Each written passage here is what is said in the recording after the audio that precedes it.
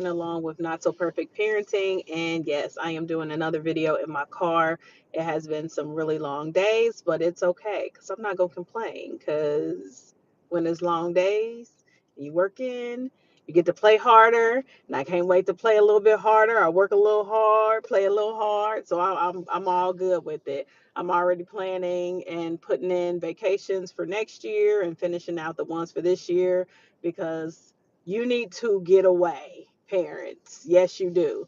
And you need to get away sometimes without the kids. I was listening to a broadcast today and they were talking about just relaxing and getting away. And of course, it was a spiritual, like a Christian channel. And the woman was talking about how Jesus got away. He was with people and things like that, and he did miracles and he did ministry and all of that, but he knew that things can be consuming. He absolutely knew that there are times where, you do ministry, you do your work, you work the hard, and then you go and you rest. And there were many times that he went off by himself and he went and rested without anybody else. He had to do that. First of all, because his mission and his cause was so great, and people can be very overwhelming. So a lot of times you need to go ahead and take those breaks. And I know when I talk to a lot of parents, they're like, well, I don't have time to take vacation. I don't have anybody to watch my kids, but it's necessary.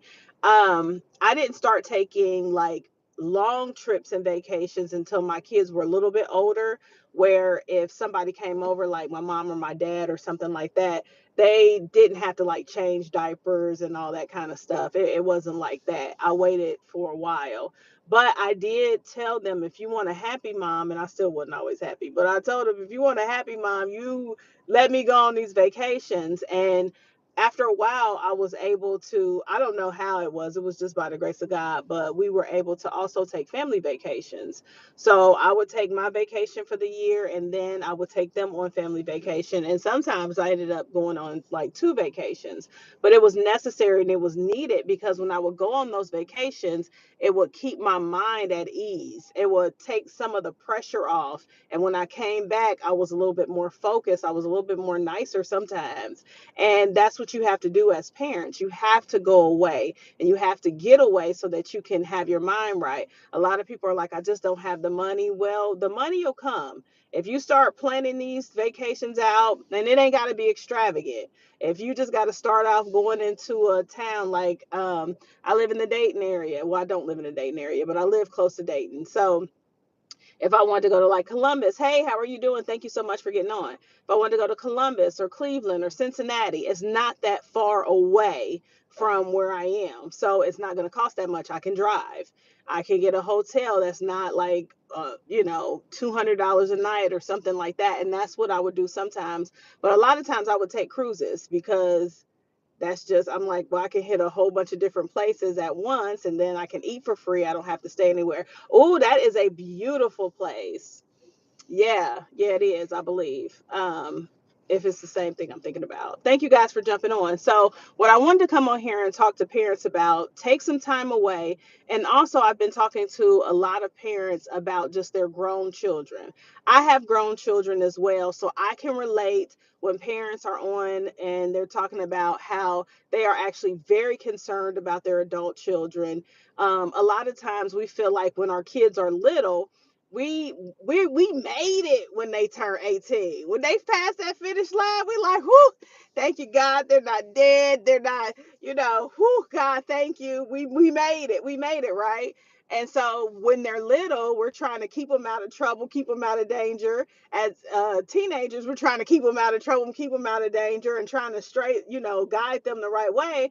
But when they get adults, we're like, whoo, I can kind of calm down. I'll be okay. And then some of these adult kids, Lord, it's like you got to train them all over again. What happened? You don't know how to talk to anybody. You got to call me every time you have an appointment. So sometimes parents feel like they have failed, right?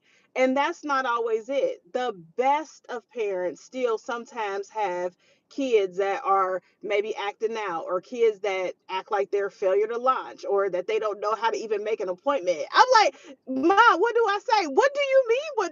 What are hard. Make the dentist appointment. I'm like, what? Just say, hello, my name is such and such, and I would like a dentist appointment. Like, well, how is that hard? Nobody taught me how to make appointments. Like, when I was, it's funny, y'all, but somebody said it gets worse. Oh my God. No, no, Jesus, please help. But it's real. Like sometimes you see certain kids, um they just got it. They go and they're off, and they're doing things on their own. They can make their own doctor's appointments. They are living on their own. They don't ask for money and all that. But there are some adult kids who are like, man, I don't understand. I don't even know how to live life.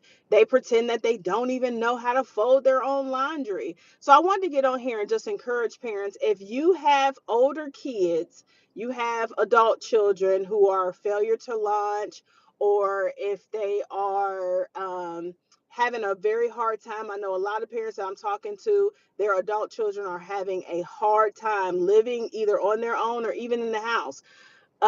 Keep them in prayer for sure, but sometimes you do have to start redirecting, not controlling them like you were when they were a toddler or when they were a teenager, because it's a different type of parenting when they become adults. Because if you're too hard on them, or if you're too controlling or whatever, then they become defensive, and some of them become rebellious, and they don't want to hear what you have to say because I'm grown. I hate people throwing that around. Just because you're a certain age and society thinks you're grown, and yeah, if you get in trouble you will be deemed grown, but because you don't know how to do certain stuff, you can't throw around the title, well, I'm grown, I can do this and that. Well, you're asking for my help.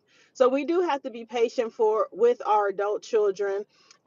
If they don't want to listen, I'm sorry. We have to, when your kid, you've told them several times, or you try to bring somebody else in and try to help them and they won't listen, you have to totally surrender them to God. You have to give them over and say, you know what, God, this is your child, and you direct them at this point because they're not listening to me. We love our kids. We want to do everything for them. But when they become adults and they don't listen, it's going to come back on us as a headache, and you don't want to be going through that stress and that strain, your blood pressure going up and all that other stuff. It's just not worth it. And I had to learn that sometimes with my kids.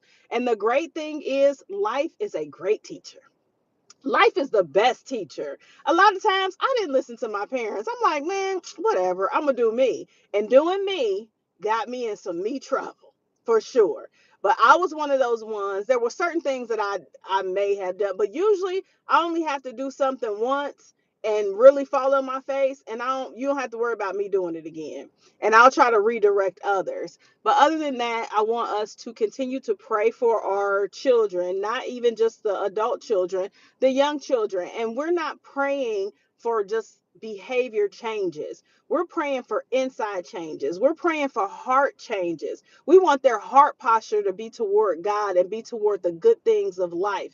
We want them to be inside great. We want their mental health to be great. We're asking for peace for their mind. We're asking for a change in heart. Once have a change in heart, you don't have to pray all these prayers. You don't have to be doing all this and that. I get it. The kids gave me gray hair, and the ex gave me. Oh, I get it. I get it. Yeah, they can. They really can. And that's why I'm telling parents on here, at this point, we need to surrender.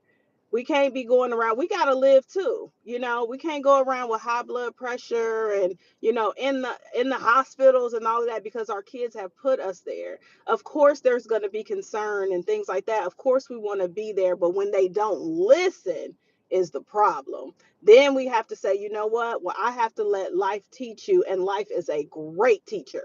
It's a great teacher. I had to go through it. Many people have to go through it, and sometimes that's just what it is. But we're going to keep going, coming on here and praying for our children, praying for heart posture and inside changes, because God is going to do that. We have a promise of the Lord that our children are taught of the Lord, and He will be their great peace or great reward. So that's what I'm relying on. That's what I'm believing God for. And I want you guys to be encouraged, parents. It's going to be okay. We're all going to be all right. And I'm going to be here to encourage you all. So it is Regina Long with Not So Perfect Parenting.